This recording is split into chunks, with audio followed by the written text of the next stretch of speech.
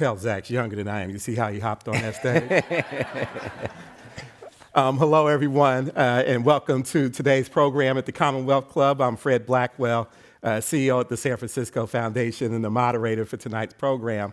I am really pleased and I've been excited for a while now to engage with Zach Norris on his book. Zach is the executive director of Ella Baker Center for Human Rights and author of the new book, We Keep Us Safe: Building Secure, Just, and Inclusive Communities.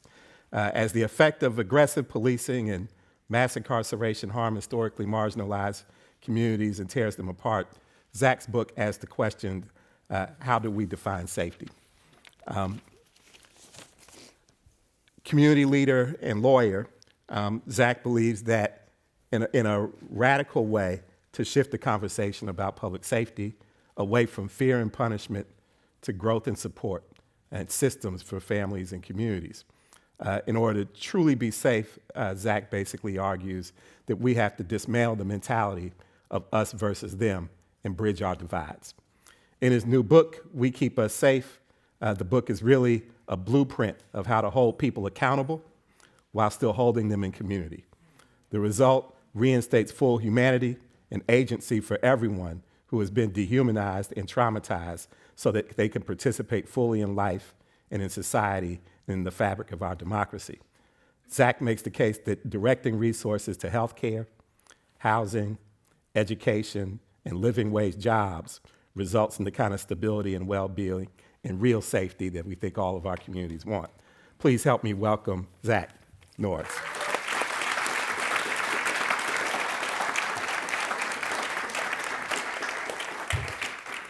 So Zach, now that I've got the script out of the way, why don't you tell us about yourself and what made you write the book?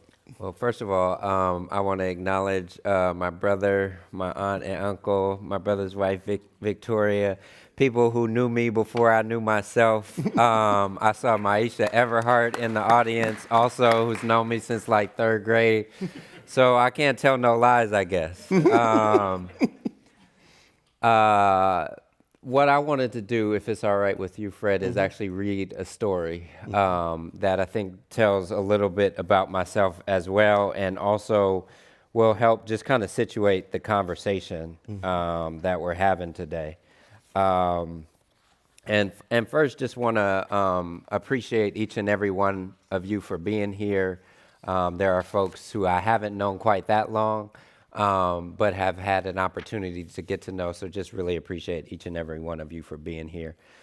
So I'm going to read this because it is kind of a book talk. So my mom told me that you should read a book at a book talk. So that's what I'm going to do.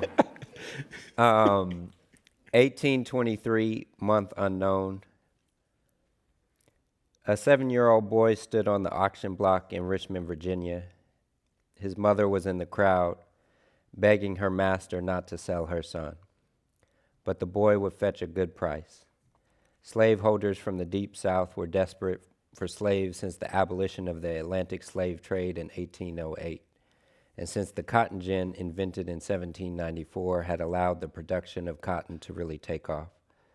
The price of enslaved African people had risen. In this period, 1 in every 10 enslaved persons was relocated from the states of the Upper South to the Lower South. They were sold down the river into brutally hard labor in the Deep South with no means of staying connected to the families and communities they had known. Slightly over half of them experienced major family separations, meaning children were separated from their parents or spouses were separated from each other. The little boy was just at the cusp of his years of highest output, too. The ages from 8 to 15 years, according to popular wisdom among slaveholders. Children in these sought-after ages were often bought alone. On the auction blocks, enslaved people were lined up by height, making it even more likely that children would be separated from their parents. The buyers examined the little boy as though he were livestock, pulling his mouth open to see his teeth, pinching his arms and legs to find out how muscular they were, walking him up and down to detect any lameness, making him bend and stoop In the end, he was sold to another slave master in Mississippi. His mother followed him to the wharf where he was put on a ship. When the ship launched into the water, his mother was left standing on the wharf crying. She never saw him again. The boy's name was Joseph Norris. He was my grandfather's grandfather. And I'll read just a little bit from the next paragraph, just to kind of situate the conversation. The myth of the bad guy. These are unrelated yet connected stories. This is the fifth of a series of stories I tell in the book. To scapegoat an entire group of people, making them the source of all evil, is to disregard their humanity. And as the United States grew from 13 colonies to 50 states, this scapegoating made it easier to justify taking the land and lives of indigenous people and the lives and labor of black people. There is a long, tragic through line, a trail of tears, a legacy of trauma, from stories like my family's to the immigrant families being demonized today. In the name of public safety, to protect our jobs, our wealth, to protect our way of life, to keep our homes and families safe, America has been engineering and expanding a model of systematic scapegoating for the past 200 plus years. So I just wanted to kind of start with that as a little bit of context setting for the book and about myself. I started wearing, each time I went and spoke, my Ella Baker Center t-shirt, and I should have wore it today. Because one of the things that I want y'all to know is Ella Baker Center has helped me move from being a people pleaser to being concerned about building people power. And I told this story at the launch, so you have to forgive me, Toriano, I'll tell it again. And Maisha, you know this story because you were with me at that 8th grade graduation. But I was very much a people pleaser. I was concerned with getting good grades. I was staying on the straight and narrow track. I was trying to, not be noticed. And that wasn't too hard because in 8th grade, I was only about this tall, right? But my hair was like twice as tall as I was. I had a high top fade. And you know what it looked like, Jocelyn? Oh, yeah. The one that, my mortar board would barely fit over my head. And we were at 8th grade graduation, and I was trying not to be noticed, and they were calling all the awards. And it was award for math and the award for science, and I got all of the damn awards. It didn't dawn on me then, but I have since reflected that I was the lightest-skinned African-American kid in my predominantly black Catholic school, and those disparities that I didn't notice as an 8th grader, I certainly notice now doing this work inside of the criminal justice system, where it's not just across races, but also among races that racial disparities show up, right? Mm-hmm. So the lighter your skin in a courtroom, the lighter your sentence is also likely to be, not just across races, but among races. And it was the Ella Baker Center that helped me kind of see those disparities, to be involved in that work. And since I have really been focused on, well, how do we, not be about pleasing people, because this society is not governed correctly. How do we be about really building people power? So that's a little bit about me. Mm-hmm. And I want to ask you about the timing of the book, because I know a few people who have written books, and I know that there starts and stops, and you get blocks, and you go in, and you got to find funding, and just all the litany of things. But it seems like the book is, in its release, is timed great. It's like, a lot of people are talking about criminal justice issues now. There's a lot of momentum around what people used to kind of perceive as really radical ideas like police abolition and prison abolition. It just seems like this book comes at the right time because it kind of paints a picture for people what an alternative to our current system looks like. Yeah. So can you talk a little bit about the timing of the book and how you view it in terms of what's going on nowadays? Yeah, no, I appreciate that question, because there was the reason I wrote the book when I started writing the book, and then there's a reason that I finished writing the book for, and those are two different reasons, and I'll tell you each of them. When I started writing the book, the Ella Baker Center was founded in 1996, and at the time there was the super predator mythology that Hillary Clinton has been called out for, invoking, and they were, doling out money to expand juvenile halls, to increase the lockup of young people. And so at that time when we were fighting, it was like holding a match to a tidal wave, right? Because everybody was just piling on resources to expand mass incarceration. But over time, the Ella Baker Center and so many other organizations, people inside the system and outside the system, people like my uncle, were questioning that logic and saying, let's actually look at what gives people a real opportunity to be successful and contribute to their communities. And sometimes that was through direct action. I was involved in direct actions fighting the super jail for youth, which would have been the largest per capita juvenile hall from being built in Alameda County. We tend to think, like the Bay Area, progressive bastion, that couldn't happen here, but that was actually what they were planning to do. And so we were involved and engaged in direct action and able to stop them from moving that forward. And that became kind of a spark, not just in the Bay Area, but people as far as Baltimore and Louisiana and other places were saying, oh, let's actually challenge this idea of youth incarceration. And so fast forward some 20 years, by 2014, we're passing Proposition 47, which moved resources away from incarceration and towards education and mental health services and treatment. So we got to feeling ourselves like we're doing, we're doing some good work. Like there's this mass movement and bipartisan interest in criminal justice reform. And we were fighting again Alameda County. This time, the state had been sued as a result of overcrowding in prisons, and they moved a bunch of money to 58 counties across the state. Now, you might think that those counties receiving those funds from the state would say, well, let's do something different with these funds because the state has just been sued as a result of overcrowding.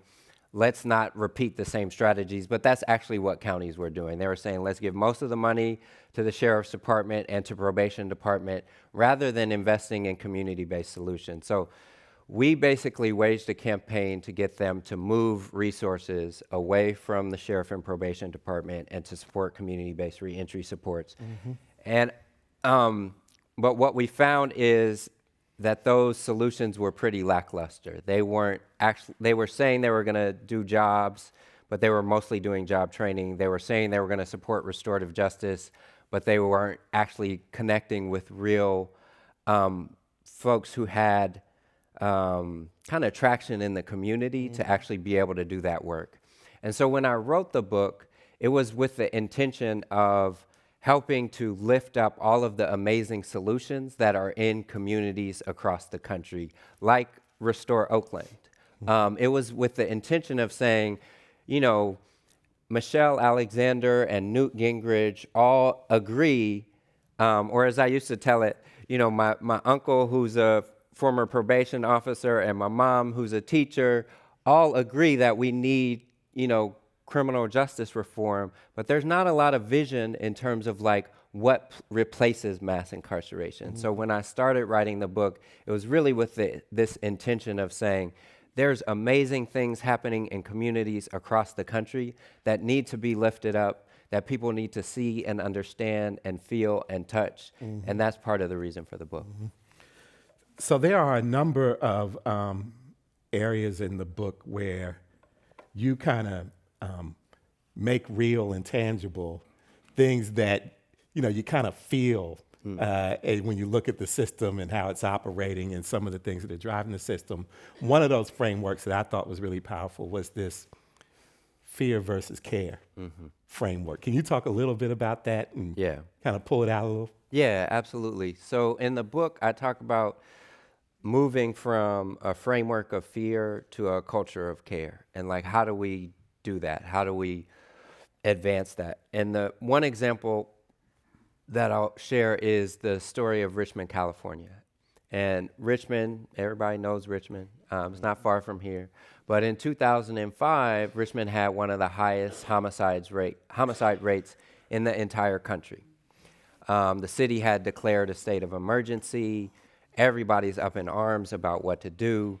Devone Bogan comes to the city council meeting, is like, I have an idea about what to do. And he's like, I want to provide mentorship for these young people. And they were like, what? You want to provide mentorship for the people who are shooting at each other? And, you know, the city administrator who I interviewed for the book, he was like, well, we had tried everything else, so we were going to try this mentorship program. And so that's what they did. And it got a lot of pushback because Devone basically said, I want to do what has worked for my own kids. I want to provide them with daily positive mentorship. I want to provide them with some money in their pocket, and I want to provide them with opportunities to travel and kind of expand their horizons. And so, you know, quite the media catching wind of this was like, you know, Devone Bogan, let me get this straight. You are paying people not to shoot each other. And then what happened is he had a kind of a meeting where he was bringing young people from rival neighborhoods together and trying to build peace and build bridges. And there was a fight at City Hall.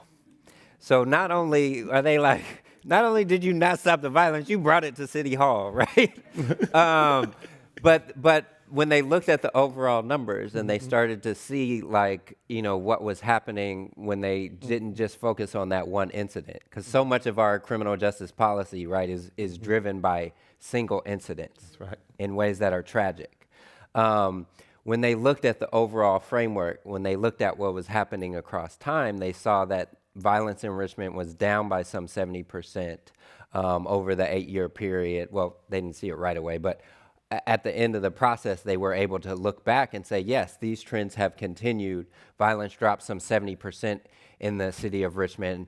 And that was as a result of Devone really taking that risk with the city, but also taking risks with these young people. And those young people taking risks with him, because when he said to them, everyone in this city has looked at you all as the problem. I want to engage you as part of the solution. And they, given their experience, naturally probably had some skepticism about that. But they took a chance on him. He took a chance on them.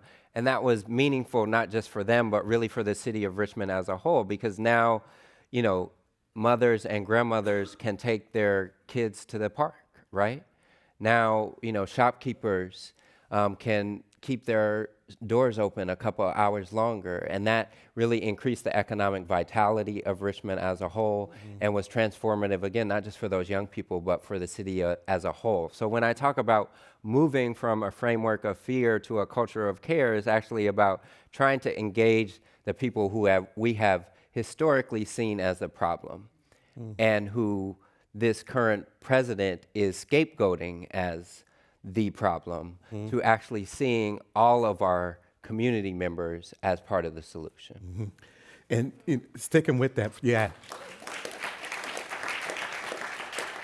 Sticking with that and scapegoating, another kind of powerful moment in the book for me was when you kind of drew the line around, you know, we're scapegoating a certain set of people and certain communities around these issues. And not having the real conversation about who's really doing harm and what the real sources of harm are. Yeah. Can you talk a little bit about those? Yeah, and I left y'all with a little bit of a cliffhanger, so I hope you noticed it, but you might not have in my rambling. But I started by saying, like, I started the book with one reason for writing it, and then that reason changed, right? And what happened is what you all know happened was November 8th, 2016, 9th. It was one of those days. It was bad. We all trying to forget it. But a certain someone... It's when the Alameda County housing bond passed. I think, okay, right on. I appreciate it. We all got to have our silver linings, Fred. You got to have a silver lining. I'll tell you my silver lining a little bit later. But that was a moment in this country where we're forced to grapple with, my kids came to us the next day and they're like, do we need to leave? Because, Saru, she tells our kids about what's going on. And so she was telling them about who Donald Trump was and what he thought about immigrant people, what he thought about black and brown people. And so they were legit afraid and came to us the next day like, do we have to leave the country? And,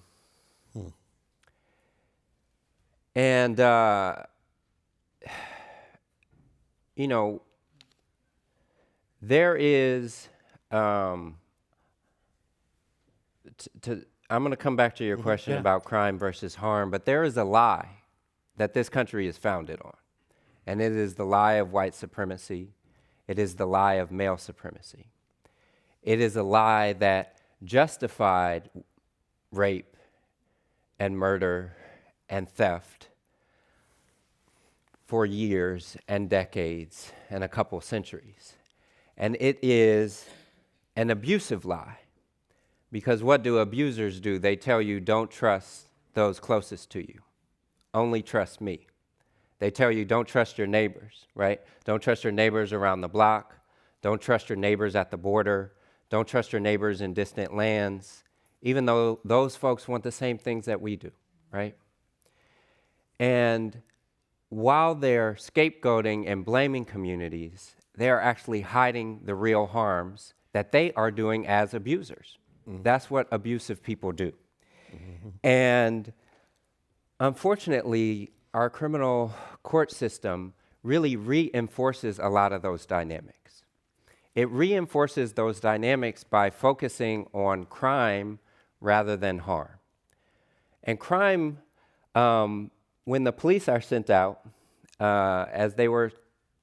when the police are sent out, oftentimes, if there's workers who are demanding one fair wage, they are sent out to break up that strike, not on behalf of those workers who are demanding a fair wage. They are sent out and have been sent out, as they were in Alameda County in West Oakland, to remove those mothers and their children from that home in West Oakland, using tanks and submachine guns and drones. We found out, it's funny because I'm going to go on a little bit of a tangent, so bear with me. Okay. I was texting Saru, my partner. I was like, hey, are you coming to the event? Are you bringing the kids? And she was like, no, I'm at the school board meeting. Don't you? And I was like, oh, yeah, that's right. Be safe. I had to tell her to be safe at a school board meeting, because you may all know that we have been protesting school closures, and we've been showing up with our kids. We've been showing up with pizza. We've been showing up doing protests. And at one school board meeting in October, the school police showed up, and they stood in front of the school board members, and they told us it was for the school board members' protection. And when we continued our protest, they clubbed to the ground a first grade teacher. They knocked a kindergarten parent in the ribs and cracked his ribs. They injured my partner and hurt her knee. She had to have knee surgery on December 31st. And so oftentimes the police are unfortunately protecting the status quo in ways that reinforce injustice and inequality. So that's one of the ways in which the criminal justice system reinforces this unjust order. And it also hides harm in the sense that we're not addressing the fact that, people don't have housing, that there are folks who don't have enough to eat. Those kind of very real harms, the increasing harms of climate change, are not being addressed by our criminal court system. And so in that way, they are reinforcing this lie that he keeps us safe, that Donald Trump, the president, who is abusive, who is continuing these ongoing harms, but is championing himself as the strong man who's protecting us, the criminal court system is unfortunately reinforcing that lie that he is keeping us safe, and is doing so in ways that, quite frankly, threaten our democracy. So that is the the reason and the rationale that I came to as I was writing this book, that I was like, this book isn't just about safety. This book is about the future of our democracy. And if we don't understand how we take care of one another, we aren't going to have a democracy left at the end of this process. Mm-hmm. Yeah. So I want to ask you a question, Zach, about the danger of dehumanization. I, in November, had the privilege to go on a trip to Honduras and El Salvador to better understand what was happening in those countries that was moving families to send minors to the border unaccompanied and to get on dangerous caravans and go through all the drastic measures that people are doing to leave their homes in these countries. And in El Salvador, was told a story about the fact that over the last 4 years or so, more than 2,000 young men have been killed in El Salvador by the police who were affiliated or thought to be affiliated with gangs. And how that was able to happen with a certain level of impunity because the communities from which they came and where they were feeling like they weren't safe and had gotten to the point where they were unwilling to kind of come up forward for these young men because of the way that they were associated with these gangs. And it just brought up for me, the organizers and the advocates in El Salvador were talking about how that was made possible by the fact that these young men had been dehumanized by nature of the fact that they were associated with gangs and things like that. And it just struck me as the extreme example of where dehumanization can go. Yeah. And you talk in a couple of instances in your book about the need for us to bring humanity into this notion of safety. That's right.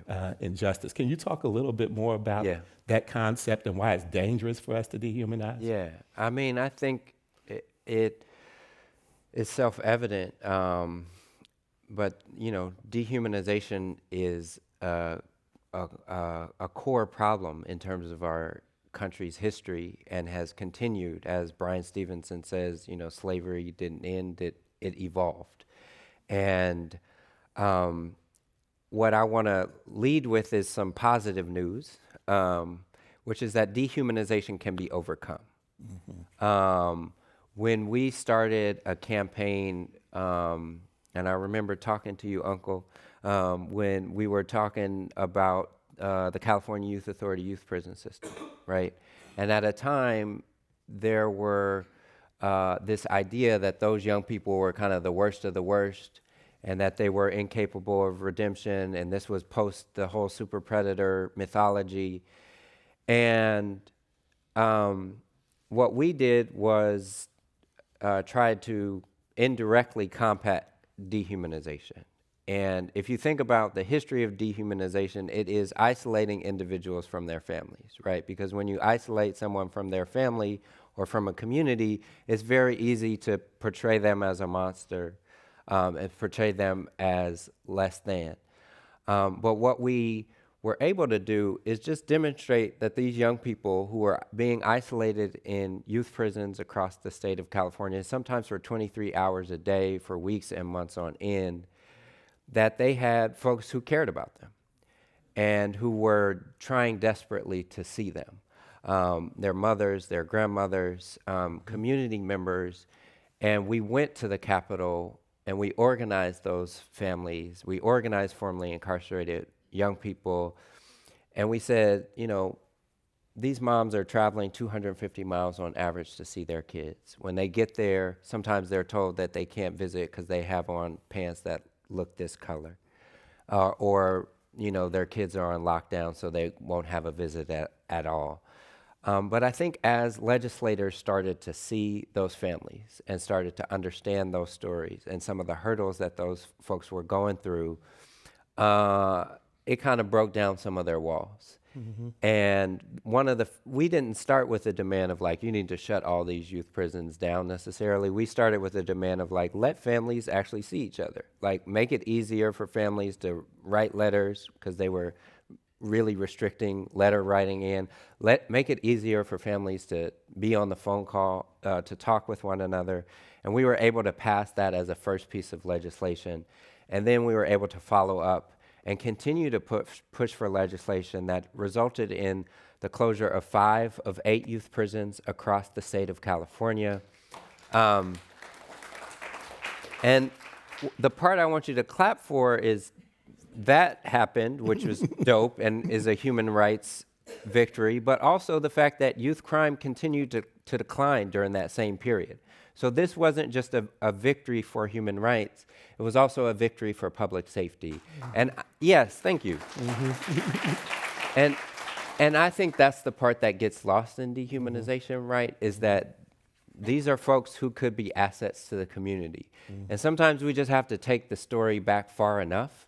And in the case of El Salvador, we have to take the story back to what the U.S. role has been inside of El Salvador, right? We have to take the story back far enough so that people have context for understanding what led to the rise of gangs that were transnational and doing work in L.A., but also in El Salvador. And if you don't understand that story, you don't have context for what seems like ununderstandable behavior. Absolutely. But if you have that context, it becomes much more understandable, and the solutions become more obvious as well. Thank you.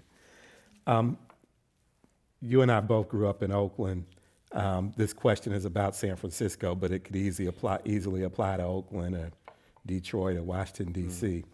The question is, what would you say to a marginalized and impoverished community like the Tenderloin about healing the ongoing trauma of drug addiction, dealing, homelessness, and poverty? Well, I would start by saying I tell 3 stories at the end of the book. And they are stories designed at reimagining really tragic realities. And they go, the stories cross literally decades. And they're all of the different intervention points in one person's life that could have prevented tragedy, sometimes decades later. And I guess what I would offer is that there are as many problems as there are, I think there are that many solutions. And that when we adopt a culture of care, like those solutions become more evident. And I think the problem that we still have to overcome as a country, and I'll talk about how I think we can do it, is that this lie of white supremacy, of male supremacy, of the supremacy of all kinds of supremacies and isms in our society, we need to overcome that so that people in the Tenderloin are seen as people. Because when there was drug addiction and problems in Burlington, Vermont, I look at, or at least cite in the book, how they started to flip the script when the opioid crisis was developing, and it was like the police chief was the cousin of someone and could sort of see that person in themselves.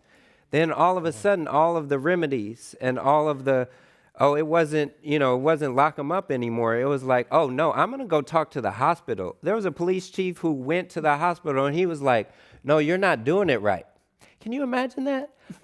No, seriously though, can you imagine that? A police chief who was like, no, these folks, in order to be safe, you need to be administering, like I'm seeing them coming back, but what if you actually, and was brainstorming with hospital staff about how to solve this problem of addiction. Because they could see that person, right? They knew that person. And we have some work to do, but it's overcomable, it's surmountable. And I don't want to take away from the questions, but Yeah. That's a good answer. I want to ask you a budget question. Oh, budget questions. you described it due to your work and the work of others and just the way that things have moved. It's hard to find a juvenile detention facility nowadays that's full, right? Many of them are half empty. Some of them have maybe a handful of young people in there, a bunch of empty beds. Yet the system is fully funded. Can you talk about what's at play that keeps the system fully funded?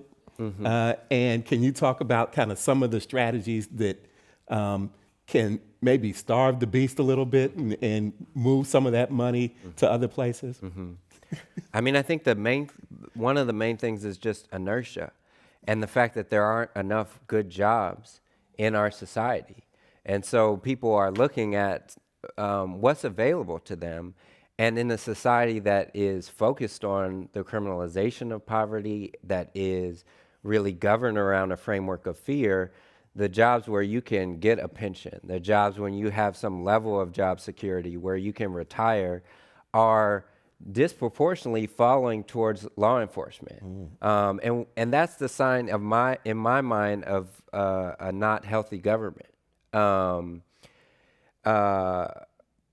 Yeah, like my partner tells a story about when she went and talked to in Copenhagen in an airport, she was interviewing the folks who paid workers $22 an hour in the Copenhagen airport. And she asked the guy, well, why would you pay them such a high wage? And he was like, well, if I didn't, then they would have to be on food stamps, and that would be the sign of a failed state, right? That would be the sign of a failed state. And I think we have moved from a manufacturing economy where people could earn a decent wage on a high school education, folk like my father, to many people being laid off, to moving towards a service economy that doesn't serve people, that doesn't pay people enough. And so I think if we're going to have a holistic solution to this kind of starve the beast, we need to actually look at government as a whole and adopt a more cultural, a caring approach, and be taking care of our elders. There's an elder boom in this country. There are young people who are without childcare. We have the resources we need, but we need to actually take care of each other and invest in that.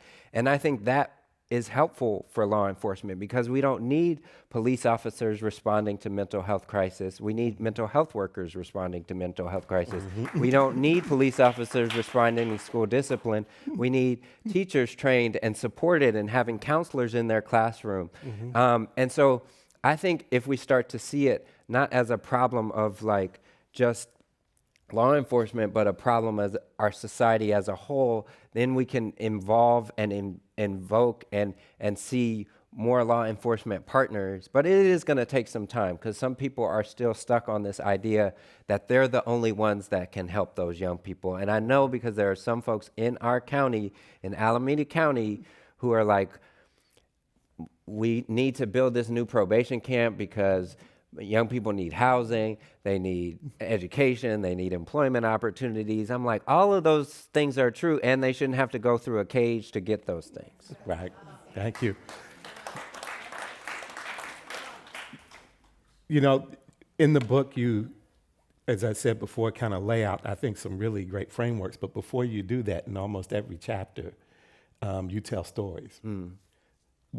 What was important to you about kind of telling stories as a way to frame your recommendations and frame your thoughts around where we need to go? Yeah.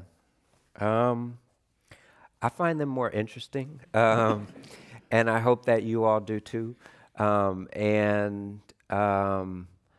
I think it was important for me to just be able to connect with folks and kind of tell my own story.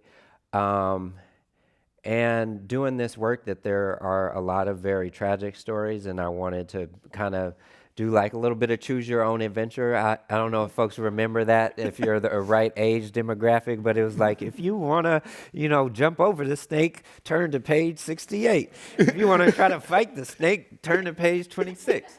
So I was trying to bring a little bit of that into the book to be able to spark some, creative imagination. I think we desperately need it. One of the things that I did want to talk about is Restore Oakland as one of those examples. Is we built this 18,000 square foot new space with the Restaurant Opportunity Centers United, Restorative Justice for Oakland Youth, Community Works West. Shout out to Designing Justice, Designing Spaces, who helped design this space. And basically, it's our attempt to put forward what community safety looks like when you do it in the interest of community members, right? And there are some folks who are sitting in the front row who help bring that vision into being, and some of you all who make and the San Francisco Foundation, thank you, Fred, who helped make that possible. Because what we found as we were doing all the organizing and the advocacy, and we were, shutting down the meetings, is like when the government got the money, they weren't really investing it in ways that were transformative. So we wanted to provide kind of a visual aid, and so the first floor of that building is a restaurant run by formerly incarcerated folks and others who have been locked out of opportunity. On the second floor is a restorative justice space so people can be held accountable and still held in community. And then we're going to have organizing throughout the space to really hold elected officials accountable, because y'all know and have seen that elected officials do need to be held accountable, despite what the U.S. Senate says. So that is kind of another way in which we're trying to spark the public imagination, but not everybody's going to go through that space. So that's part of the reason why I wrote the book. Yeah. And you mentioned earlier, whether it's at the federal level through kind of bipartisan work, or at the state level where people are going to the voters and voters are voting for criminal justice reform, also happening in the legislature, it feels like there's a lot of momentum around reform conversations. But I'm wondering kind of how you feel about reform and trying to fix the existing system, and how you think about restorative justice practice in relationship to that. Do we need to do both? Do we need to focus our attention on kind of creating an alternative system? What are your thoughts there? How do you feel about these? I do think we need to do both, and I'll give you a couple of different examples. One, I'm super proud of the work of our policy team. Emily Harris isn't here, but she's been doing amazing work working with folks inside of San Quentin and prisons across the state of California. And part of what they've been doing is just like developing policy ideas. So we've been talking with folks about like, what are the policies that impact you, understanding that a lot of these laws are duplicative of 3 strikes, that there are a lot of opportunities to roll back unnecessary sentence additions on people's time. So not only have we been working with folks and then working with them to get those laws passed, we've also then been working with folks thereafter to actually do some of the work to get in front of judges, to reduce those sentences, and have been building out a network of folks who are doing all the way from the design of the legislation to the implementation of it, all with currently incarcerated folks. And so I think the reform work is absolutely important. And I think ultimately we're trying to push towards a vision, a world beyond prisons, a world without prisons, a world where we take care of one another as kind of the first response. And that incarceration, if anything, is a last resort. And so I do think that it's both and, that we need to be really addressing the concrete conditions inside of prisons, and at the same time really fighting for a different vision altogether. Thank you. Couple of questions from the audience here. I'm going to paraphrase this one, but I mean, for people who are in positions of influence in relationship to the criminal justice system, or who work within the criminal justice system and see the need for change, what do you say to those folks around this work? I have 2 words, and those 2 words are take risks. It's the same advice for everybody. I talked about, starting off as a people pleaser. One of the first times I ever took the kind of risk that my mom was scared about was with the Ella Baker Center and doing a civil disobedience and getting arrested. And that was a big risk for me. But even bigger than that was the end of the summer came, and they were still moving forward with the super jail, and I actually took a semester off law school, and that was like a big risk because I just was on the people-pleasing track, just like you just keep on this education track. So I think that when the status quo is greed is good, when the status quo is family separation, when the status quo is demonization of entire communities, then we're going to have to take risks to get to safety. We are going to have to take real risks to get to safety. And that doesn't look the same for everybody. That looks different for you as a foundation executive or me as an executive director. But I think if you're in your comfort zone inside of institutions that are harming folks by and large, inside of systems that are geared towards fear and cycles of poverty and incarceration, that we're going to have to get out of our comfort zones to really challenge those institutions and that inertia. So I would just offer, like, please take risks, do things that will put you outside of your comfort zone. Here's another one. Given the deep-seated pathologies of racism and separation and oppression and injustice, how do we create the kind of systemic change that you're talking about for restorative justice? Can you say that question one more time? 'Cause given how deep-seated the pathologies of racism and separation and oppression Thank you. and injustice are, Yeah. how do we create that kind of systemic change that supports something like restorative justice? Yeah, I don't think it's easy, but I do think that things can be broken down. And so I would break it down into a few different steps, and there are probably things to add within those steps. Step one is we got to get these architects of anxiety out of office. The number 45, thank you. You can clap for that. Number 45 is one of those architects of anxiety, and we have to use the gifts that our ancestors and our elders bequeathed us and fought for to make sure that we had an opportunity to vote, and we must absolutely take advantage of that and continue to work to enlarge the franchise to make sure that we get those architects of anxiety out of office. The second thing is, like, we need to undo the infrastructure that has been built up in a bipartisan fashion over years and decades. So the 94 crime bill that was passed in 1994 was passed under Clinton and passed under a Democratic administration. And that's something that needs to be undone. It needs to be repealed and replaced. As I understand it, Ayanna Pressley is starting to develop some momentum in that direction. So that's kind of a second piece. And then the third piece is we need to build out the vision of what we need and bring resources back to our communities. And so one of the things that folks can do here in California is support the Schools and Communities First initiative. How many people have heard of Schools and Communities First?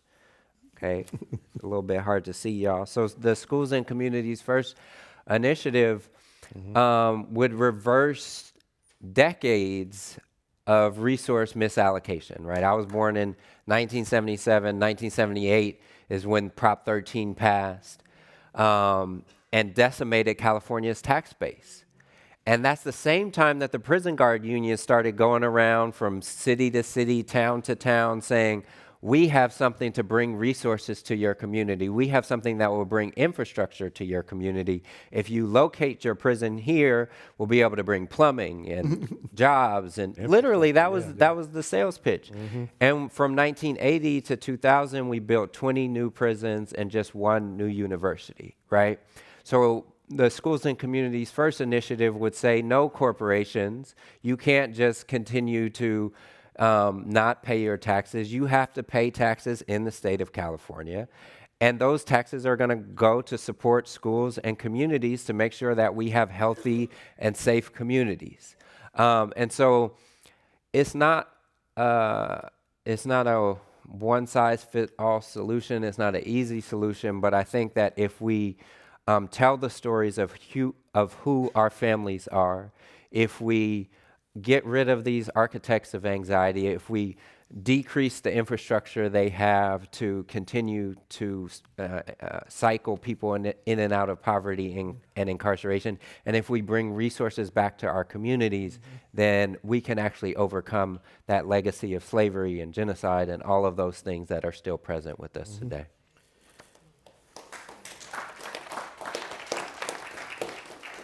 Here's a interesting question that says, do either of your organizations actively or financially support the creation of public banks to help address well-being related to housing and minority business support in the San Francisco Bay Area? We don't have enough money to support a bank. He does, though. Yeah, I'll be brief because this is Zach's show.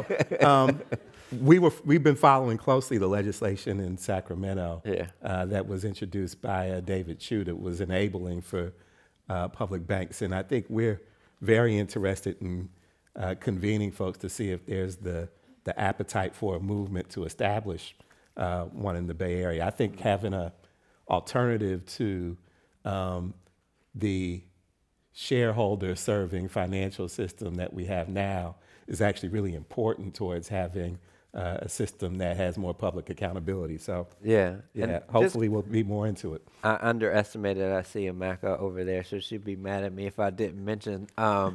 We started this initiative called Restore Oakland that I talked about, this vision of community safety. But what we also found as we were doing it is that we were also producing a vision of community development, right? Because so often in the Bay Area, when you do something close to a BART station, it's furthering gentrification. It's moving people out. And so we found this property that was 2 blocks from the BART station, and we developed this initiative, and we're like, oh, this isn't just a new vision about community safety. This is also us putting forward a vision of community development and restorative economics. Right. And so as we were doing that work, we were actually approached by some folks who are exploring this idea of public bank, and Tash Nguyen, who's with Restore Oakland, Inc., has been kind of having those conversations. Not that we have the resources, but we're happy to help guide the process, right? Exactly. A little bit related, but I think a slightly different topic as well. This person asked, can you talk about how the current housing crisis perpetuates the severing of mother and child relationships? And why is there not a care about Black and brown women's motherhood?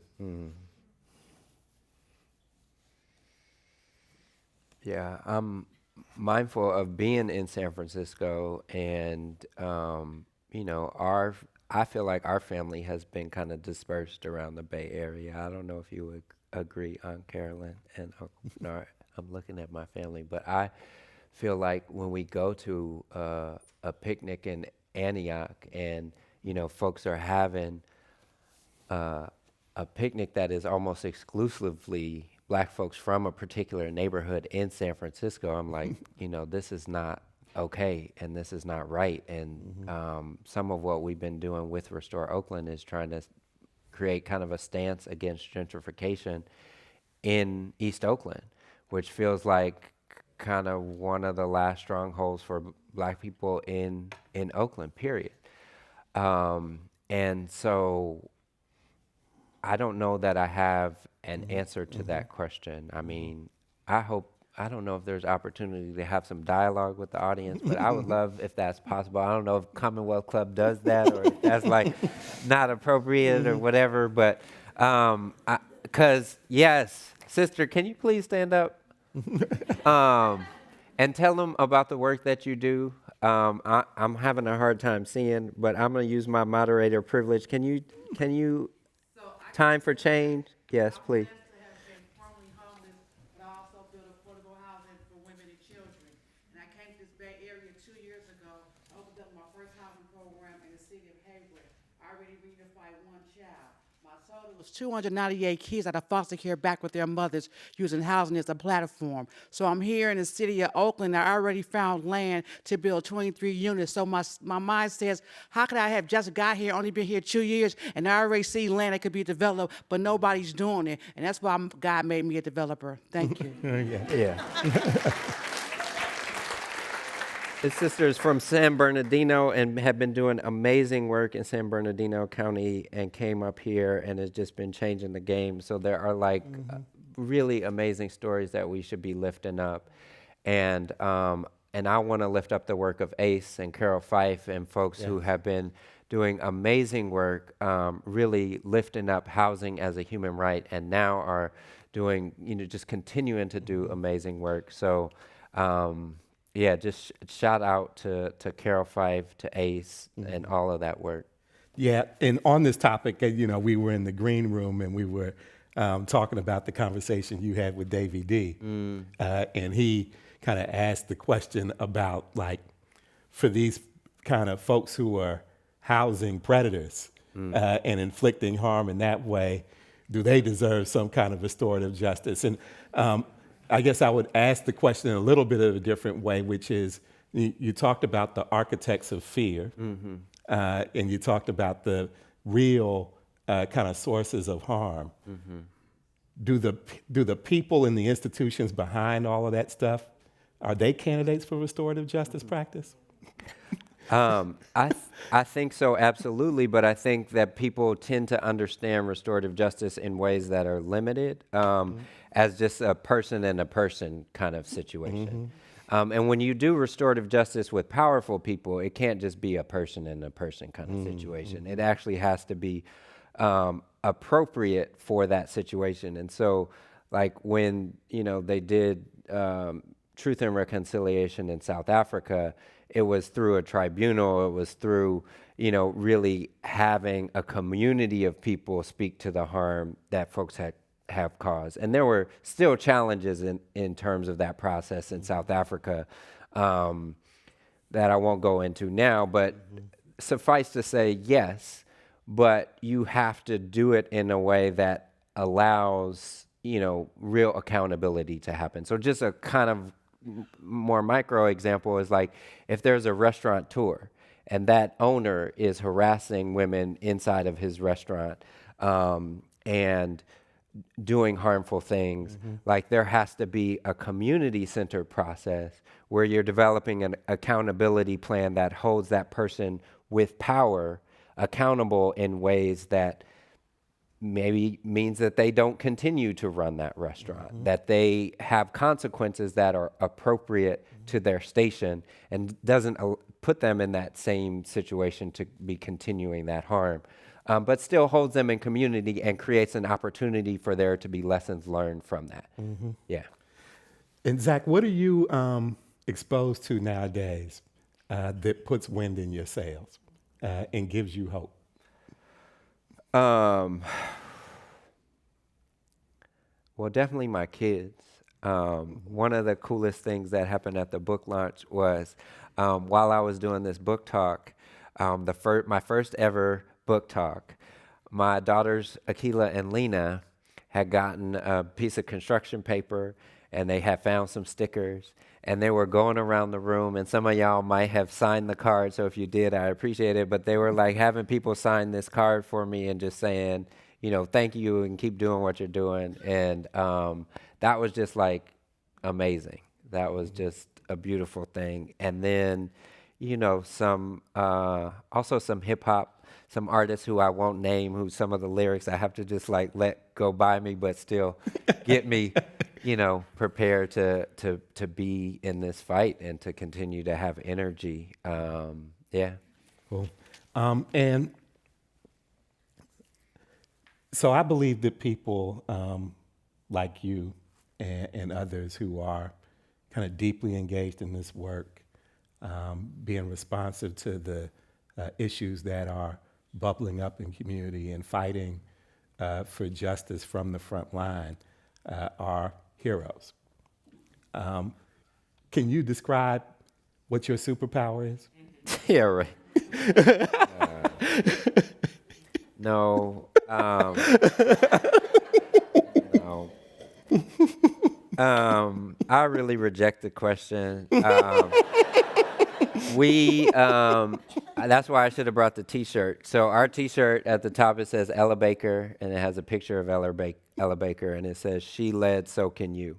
And The idea is that she believed in the power of everyday people to make change. She organized with students and with sharecroppers, and she held powerful people accountable. Sometimes people who we revere, even like Dr. King, she was like, you got a great thing going, and here's the way in which I want to bring students and other people into this movement. And so we don't always get it right as an organization, but that is definitely part of our ethos. And the thing that I said at the last book talk is like, I know that each of us can take the risk that we need to get to safety because I did it. And I am a hella people pleasing. Like I said, get the awards, stay on the track, be afraid. But the thing that is amazing is that courage is contagious, right? Courage is contagious. Because when you get up there and you stand in your power, and when you say, no, Alameda County, I'll be damned if you build the biggest super jail for youth in our county. And then they arrest you, they put you in jail, and you get out and you think that they changed their mind, but they still went forward anyways. But then you stick to it and you keep at them and you focus on that one supervisor and she changes her vote. And then people, hear about it here and they hear about it there. And that just picks up.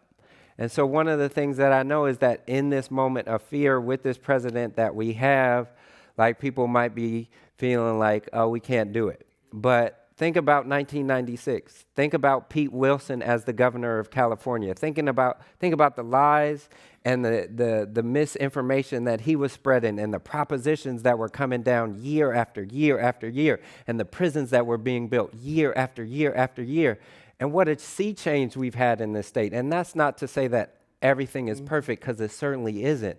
But if I could not have imagined where we are now in terms of criminal justice reform at the turn of the century. And so we can do this. We can do this, y'all, and we will do this. That's my. All right. I hope that's parting words, but I don't got too much more water yet. I know you rejected the question, but I think the audience just saw your superpower. Oh, yeah. Any last words? Buy the book each time. Thank you, Allie. I would appreciate it. We haven't yet figured out how to get books inside to folks in prisons across California because it's a hardcover book, but we are aiming to do that. So we are working on that. So if you don't want to buy the book, buy it for someone else. And if you can donate to the Ella Baker Center, also help us get the books out far and wide. And please, spread the word. And tell people about the book. We really would appreciate that. And all the proceeds go to supporting the Ella Baker Center after the publisher gets their money. Yes. So, Zach, and I think the audience will agree with me, thank you for the book. Right on. Thank you for your thoughtfulness. Thank you for your work. The book, again, is We Keep Us Safe, Building Secure, Just, and Inclusive Communities. I want to remind everybody that the book is in the back. And with that, we are adjourned. Oh, what's up? I don't know about the gavel at the end of the thing, but that's all right.